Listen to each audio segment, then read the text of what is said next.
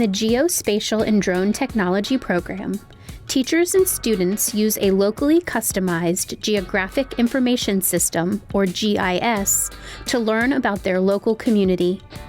They use the same data, imagery, and software that NASA uses to study their state, county, and school.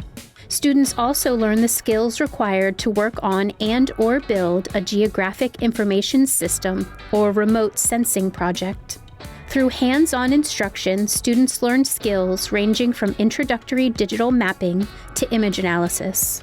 They are introduced to each skill with a real-world application and led into the problem-solving process. Students also learn methods of integrating external hardware to incorporate real-time data from GPS units to accurately survey a community. Today we are spotlighting Troy Letizia, a member of the Geospatial and Drone Technology program. Troy states that his favorite part of the program is flying drones in different competitions in class, where there is something different every day, which he adds is a really fun experience. Troy's instructor, Mr. Burnside, says, Troy demonstrates his motivation to leverage his training and knowledge in the field of geospatial and drone technology.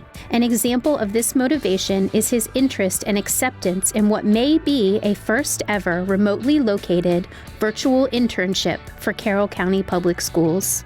In this paid internship, Troy is currently geolocating 100-year-old abandoned oil, gas, and coal mines for a Pennsylvania Department of Environmental Protection contract while working in the Carroll County Career and Technology Center.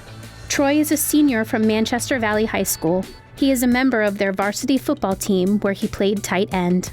When Troy is not in school or working at Wise in Hampstead, he has an internship with Harrisburg University for Geographic Information Systems. His passions include working out, running, reading, cooking, spending time with friends and family. After graduation, Troy plans to attend a 4-year college to pursue geographic information systems.